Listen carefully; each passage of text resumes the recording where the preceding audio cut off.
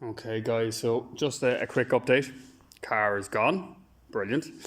And the engine is down and out.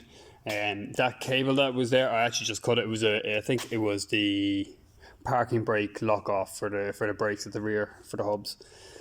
Now maybe I'm wrong, but I do think it was a parking brake related cable. So I put this sitting on the ground. Some people were saying definitely should be on a tire. Other people were saying, don't baby it.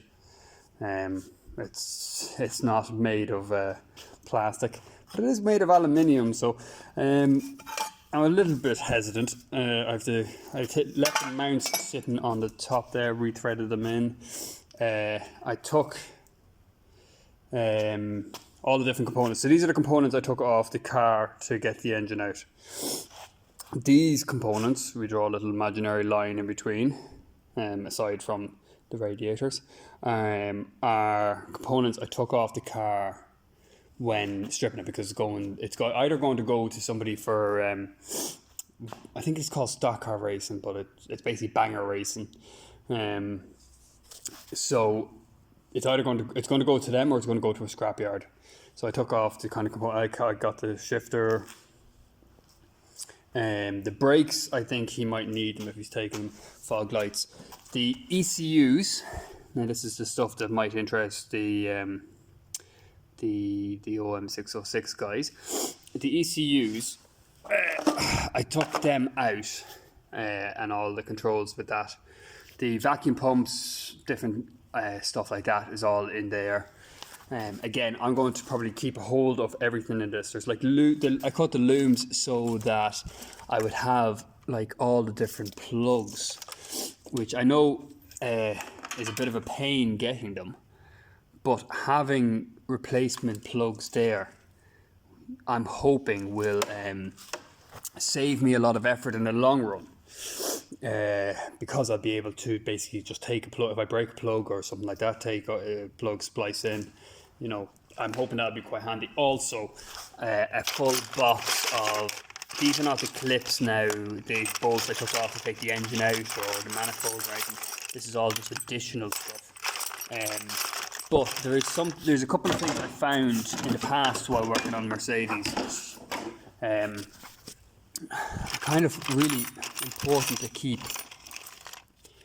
just for a good fit. So stuff like these, they fit on the inside of the door seam and hold the rubber in, or hold the leather trim onto a panel. So they're very important.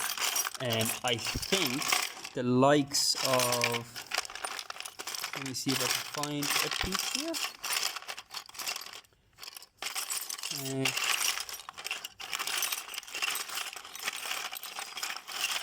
Evidently well hidden.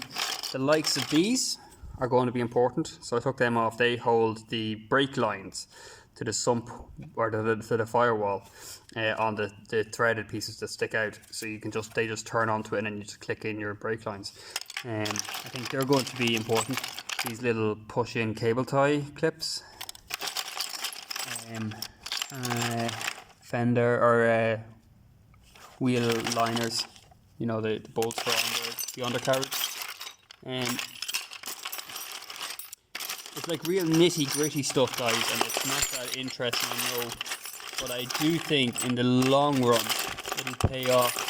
There's also plenty of, they're normally bigger than that, but these clips here, and these are everywhere for holding hoses and everything in the Mercedes engine bays, So I basically kept every one of them that I could, hoping that by keeping them I will end up with a much neater job at the end. Now maybe I'll never bother using them, but it's good to have them just in case. The ECUs, this is kind of more specific to Ireland. But I was talking to one of the guys on the Irish group based around Navan in County Meath, and they had said they were talking to a guy locally, and he thinks that I think it's a Land Rover conversion he's doing, that he'll be able to take the ECUs off the standard ECUs and actually map them that they'll work the gearbox and everything basically complete. And it was really reasonable money. I'm not going to say the amount, but it's really reasonable. You know, it's very, very cheap, and he thinks he'd be able to map them to work, and then also work to use the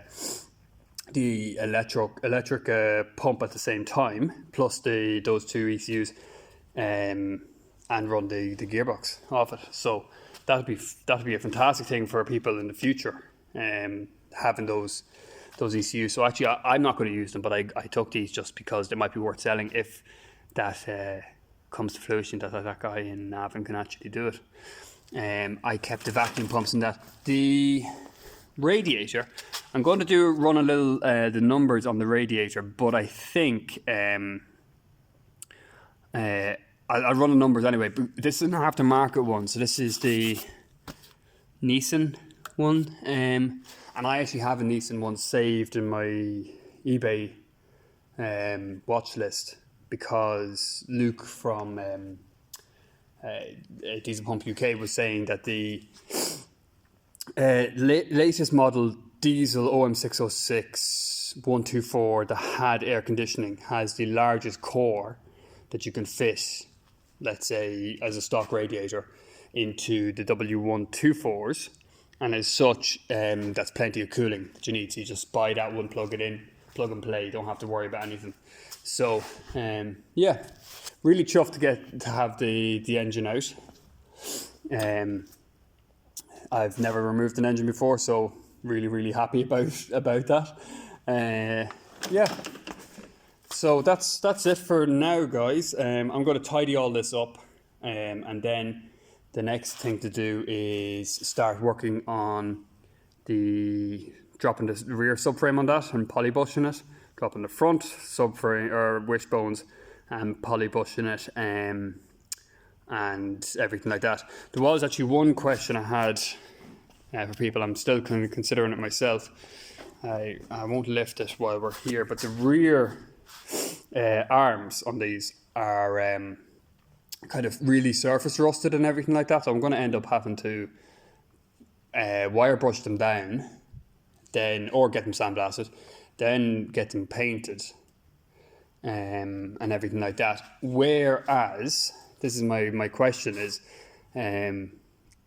I can buy a kit of the entire linkages, and I believe, now don't quote me on it, I believe it's around the 60-70 euro mark for the kit with all the linkages. And at that stage I could just press them out and replace them with polybushings, and they will come rust free and coated. I know they won't be as good a coating, but does anybody know, have anybody tried these kits out? Are they going to be so far out of stock measurements that the wheels will not align right and everything like that? Like, I have had that before, buying cheap wishbones, and you'll find it is cambered in, toe in, is it? No, sorry, camber, it's negative camber the whole time. Or I'm sure maybe the opposite can be true as well, but I don't want that to happen on this. So I'm worried about buying the cheap kit. But if it saved me having to get them sandblasted and painted and everything like that, and a whole lot of effort, it might be the better way to go. So maybe if some of you guys know, let me know. Yeah, so very chuffed that I got all that done. Yeah. Thanks for watching, guys, and thanks for all the advice I'm getting online with all this, because it's I'm at sea when it comes to all this stuff. So I'm really quite thankful to everybody kind of giving me advice and being there on the groups and everything like that. Just at all hours of the night you can find the answers you need. So anyway, guys, thanks. That's just a little update. Thanks. Bye.